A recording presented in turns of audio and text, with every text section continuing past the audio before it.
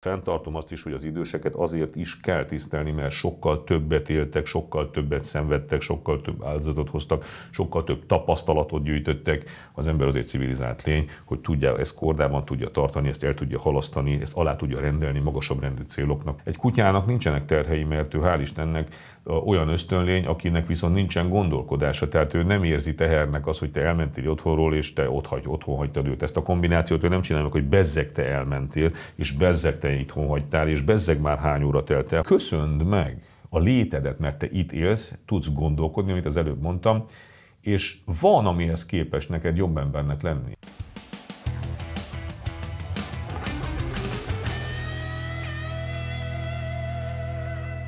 Nagy szeretettel köszöntök mindenkit, Bedő Imre vagyok, és ez itt a Férfiak Klubja mentor csatornája azoknak, akik férfiként vagy nőként szeretnének megerősödni, kezükbe akarják tartani a boldogulásukat, és a szövetségüket is szeretnék megerősíteni, és az élet szolgálatába akarnak állni. Ez egy értékrendi és látásmódbéli gyökereket erősítő csatorna.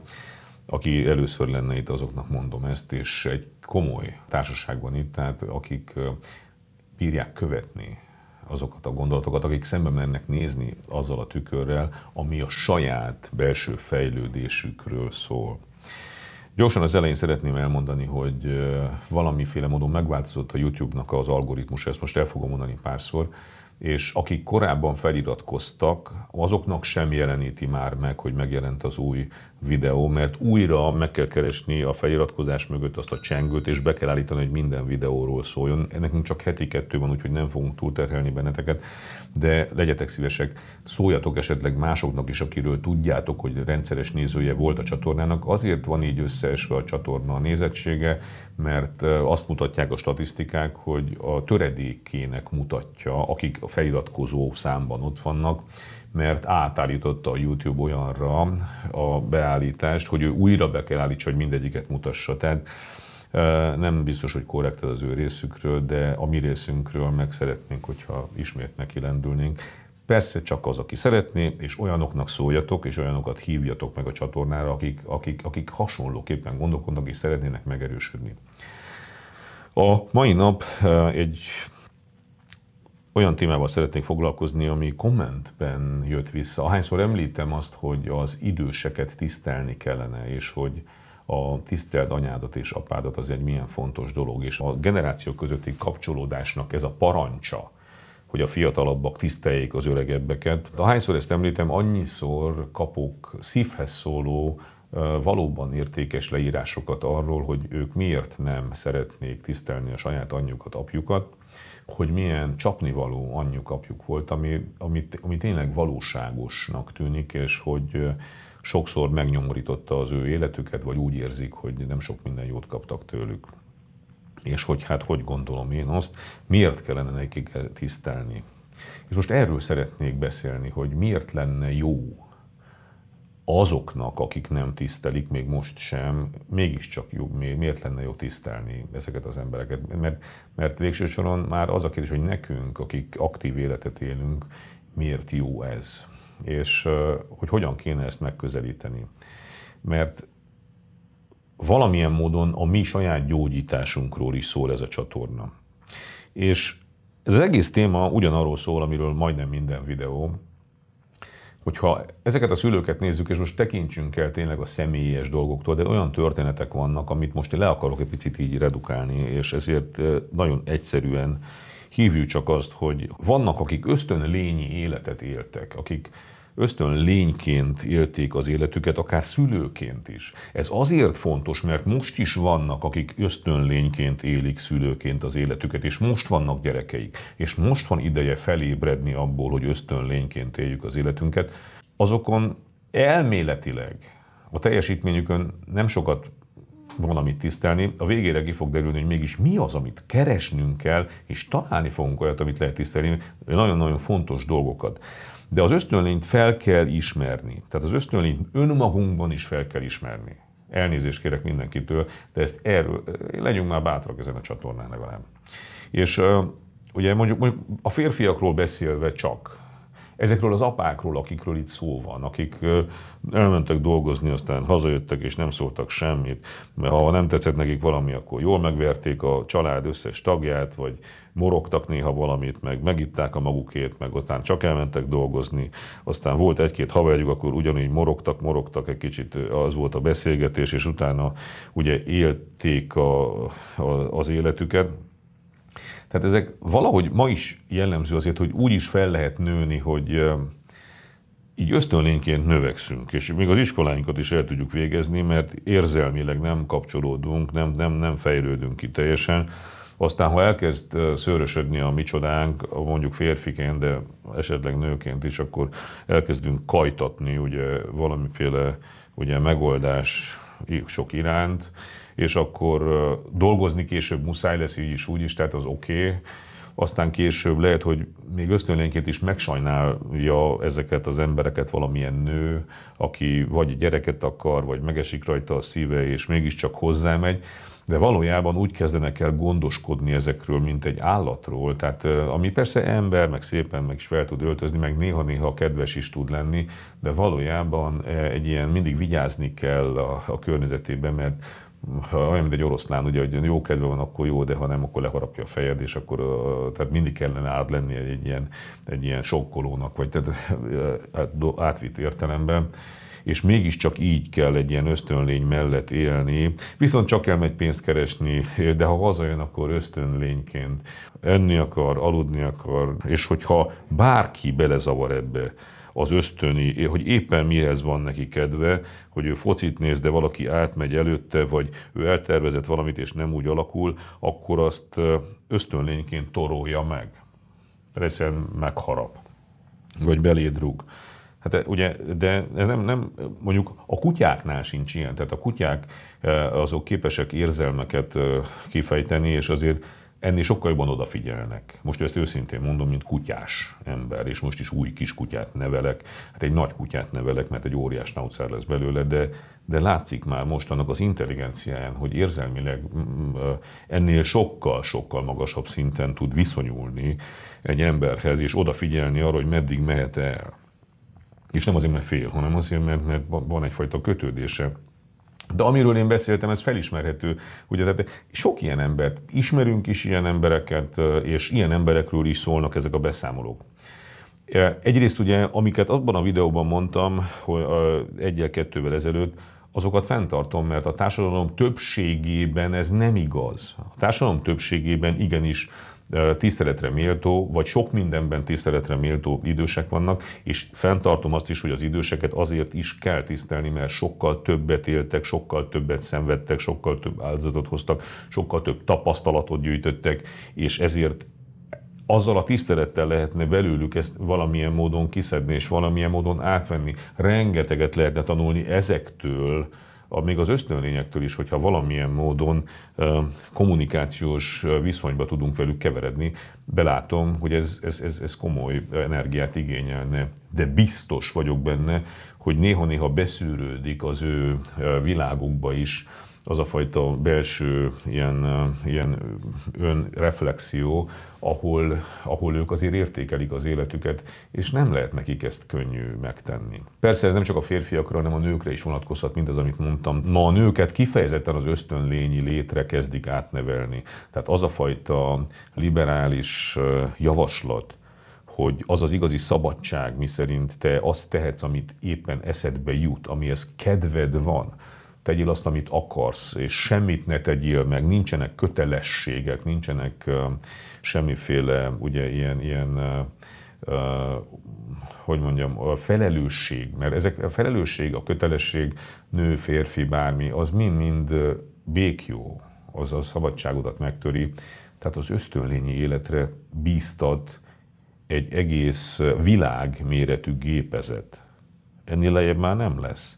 A civilizáció pont arról szól, hogy hogy te uralkodsz ezeken, és megpróbálsz másoknak is, ugye, tehát együtt élünk a többiekkel, odafigyelünk rájuk. Én is alkalmazkodom hozzá, de ő is önmagától figyelve alkalmazkodik hozzánk. Az nem úgy, hogy az egyik állat, és csak a másik, ugye nem emberek, javarészt ugye emberek kellene valamilyen kapcsolatba kerüljenek egymással, és akkor egymásra odafigyelve egy összefogással tudunk valami fantasztikus dolgot létrehozni, ahol szellemileg és lelkileg is jól érezzük magunkat, és ahol boldoggá tudjuk tenni egymást, ahelyett azt csinálom, ami az nekem kedvem van, és abban ne szóljon bele senki soha, mert az én szabadságom abban áll, hogy ami éppen kiesik az agyamból, vagy kiesik a vágyaimból, vagy éppen a hormonrendszerem olyan termelt, hogy éppen nagyon akarom, ha nem tudom micsodát, akkor azt én tudjam megtenni. Ez az igazi szabadság. Tehát ez nem így van.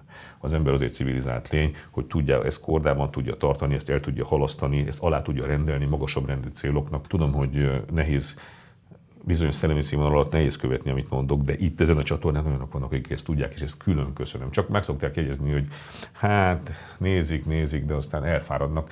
Aki elfárad, annak nagyon kevés esélye van arra, hogy önreflexíven a saját életét rendbe tegye. Úgyhogy köszönöm, hogy itt vagytok, és hogy együtt mehetünk tovább. Ezek az emberek ösztönlények, azért kell őket megérteni, hogy felismerjük magunkban ezt az oldalt, túl tudjunk ezen lépni, vagy ő bennük kezdjük el keresni azt, ami tanítóvá válhat a mi életünkben. És ezek az ösztönlények arról szólnak, hogy menekülő ösztönlények, tehát ezek állandó menekülésben vannak, egy belső menekülésben, ez egy nagyon fontos jellemzőjük. Nem nagyon értik a világot, de nem is keresik, nem is akarják megérteni. Tehát nincsen terv, aminek ők alárendelnék magukat, tehát az alázat ilyen értelemben hiányzik, mert nincsen egy magasztosabb terv, aminek ő csak él egy pillanatról a másikra. Ugye vannak kötelezettségei, mert dolgozni kell menni, tehát az egyedüli.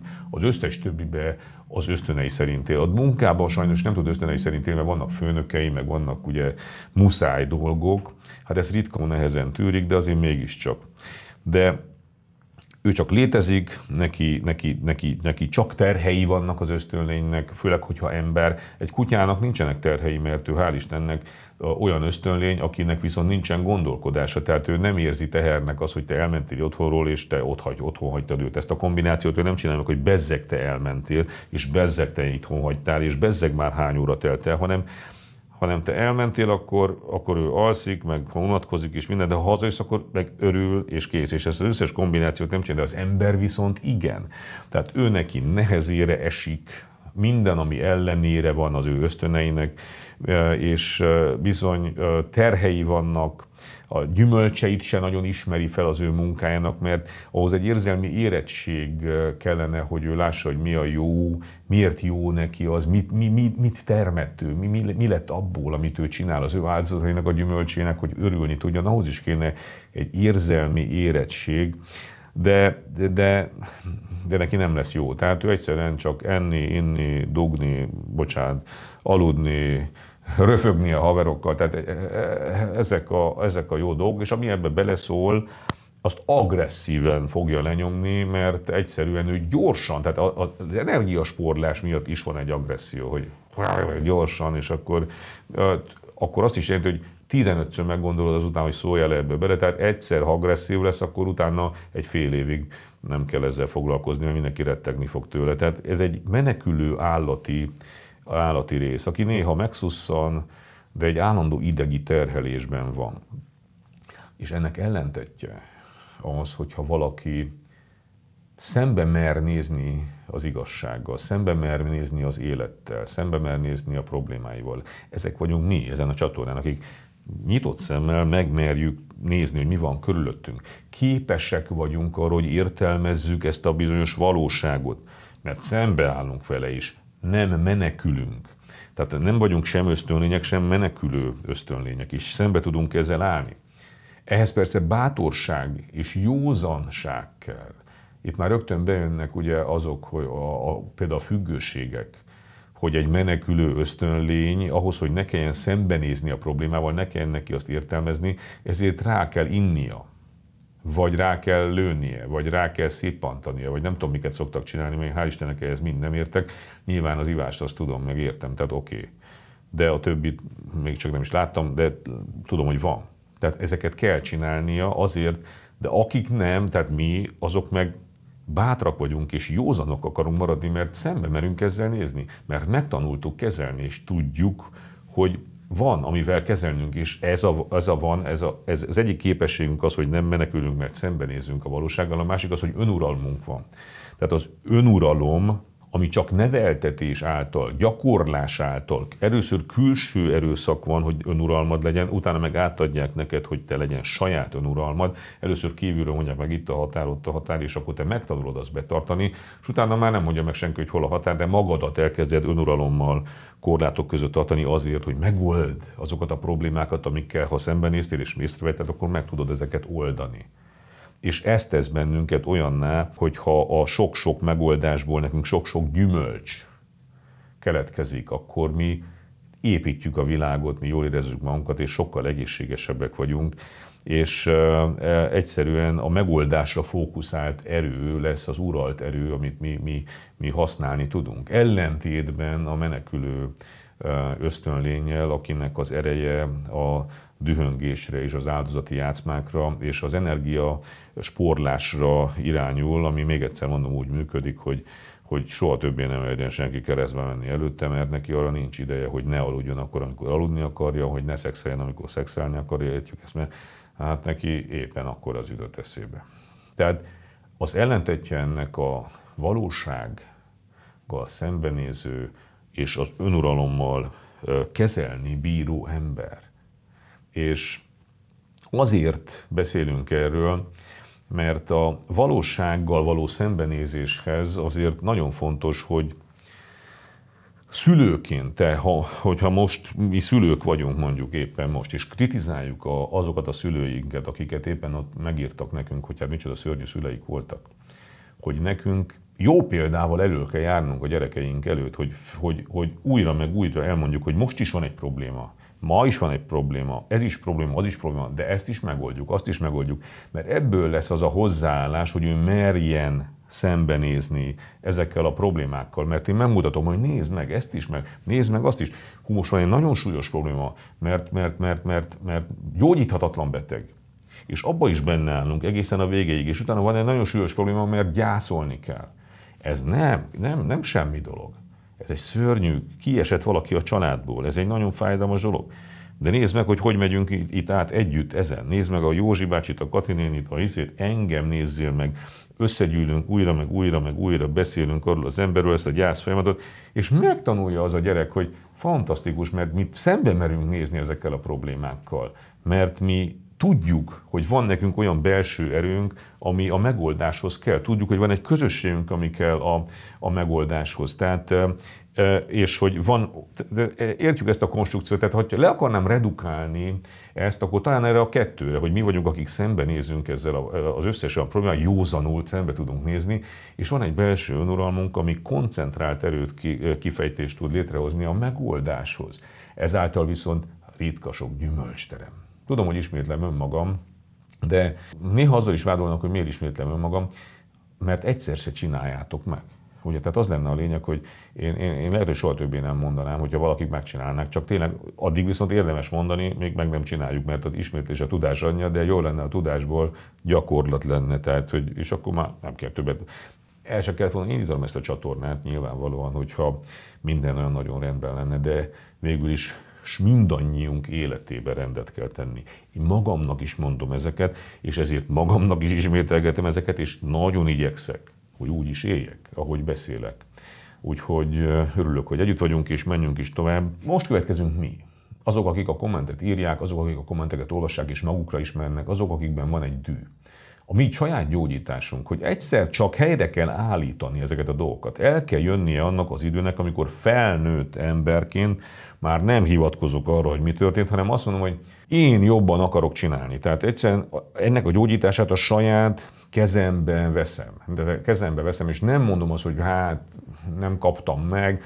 Vannak ezek a generációs izék. Én értem, hogy van ilyen pszichológiailag, ha tudat alatt van, de a tudatosításával a megoldáshoz is eljutunk. Addig rág minket egy probléma, a titkos féregfogarág, ugye, ahogy mondta Petőfi Sándor, az asztal alatt van a probléma. Ha felteszem az asztalra azt a problémát, jól meg tudom nézni, ez szembenézés a valósággal, akkor el tudom engedni, szét tudom szedni, bele tudom nézni a közepébe, és szét tudom szálazni, és azt mondom, hogy értem akkor most ezt tegyük félre, én nem ilyet akarok, hanem egy egészen mást. Ez a mi lehetőségünk, ami ebből, a rossz példából ugye ugyanúgy fel tud állni, mint a jóból. A jó példát lehet követni, a rossznak viszont ellen lehet állni. És mi ezen a csatornán abban tudunk segíteni, hogy újjáépítjük a szellemvilágba, a gondolati világba azokat a képeket, amihez jó csatlakozni. Ezt a képet, hogy jó olyan embernek lenni, hogy szemben mer nézni a valósággal, józan tud ehhez maradni, és van önuralma, hogy megoldjon problémát, és ebből olyan gyakorlat származik, hogy újra meg újra szembe tud eddelni, és rengeteg sikert fog halmozni egymásra. És hogy ehhez a szellemképhez, tehát ehhez a fajta emberképhez elkezd csatlakozni mindenki, aki ezt a videót nézi, és ha olyan ember akarsz lenni, akkor egészen biztosan gyógyítani tudod, és azt, amit a szüleidtől esetleg kaptál, vagy nem kaptál, hogy ne kísértsen a szülők hibája. Gyermekként még csak-csak kísérthet, ameddig ilyen gyermek vagy, és ott vergődsz, hogy milyen rossz szüleid vannak, de aztán egyszer csak felnőtté kellene válni, tehát ez egy fontos, és azt mondja, hogy na most én következek, és én másképp fogom csinálni. A tiszteletre visszatérve, tényleg tisztelni kell, mert többet élt, többet szenvedett, és te is itt vagy. Te is itt vagy. Én is itt vagyok. Tehát mindent nem rontottak el. És te képes vagy arra, hogy értékeld ezt a bizonyos viselkedést. Az a kérdés, hogy, és ebből kifolyólag nem mindent rontott el, ugye, mert te itt vagy és képes vagy erre, hogy akkor mikor következünk mi? Mikor következel te? És gyorsan szeretném elmondani a szüleidről, hogy a rossz példák élete nehezebb. Sokkal nehezebb életet adott nekik a Jóisten, mint a jó példák élete. Tehát a jó példák, hát valószínűleg a nehéz utat választották a mindennapokban. Tehát a mindennapokban megtartották azokat az értékeket, amik kellettek. Ez nem mindig, de zömébe. És ennek sok gyümölcse volt, ami viszont bearanyozta az életüket. De gondoljunk bele, hogy a rossz példák, akiknek rengeteg rossz cselekedete volt az életében, azok sem a könnyű úton voltak. Mondhatnák, hogy ők mindig a könnyűt választották, mert úgy hörögtek, és akkor csináltak, amit akar. Nem. Ezt ők nem érezték könnyűnek, ezt ők végig nehéznek érezték. Valószínűleg ezek a rossz példák még sokkal nehezebbnek érezték a saját életüket, a saját életüknek azokat az akadályait, amik között ők ösztönlényként, amiből ők nem is láttak ki, és nem is értették. És még öröm sem volt benne, mert nem voltak benne sikerek. Tehát óriási áldozatot hoztak, nagyon nehéz sorsuk volt. Nem azt akarom, hogy megsajnáljuk szegényeket, de értékeljük a helyén. Főleg gondoljunk bele, hogy ha még sok-sok embernek is kilátszott, rengeteg ember gondolkozott azon, hogy na olyan, mint a te apád, meg a te anyád, nem akarok lenni. Tehát gondolj, de lehet, hogy nem csak benneteket ugye ösztönöz arra, hogy jobb emberek legyetek, hanem az egész tömbházat, ahol laktatok, vagy az egész lakónegyedet, vagy a fél falut arra ösztönzi, hogy ne legyen olyan.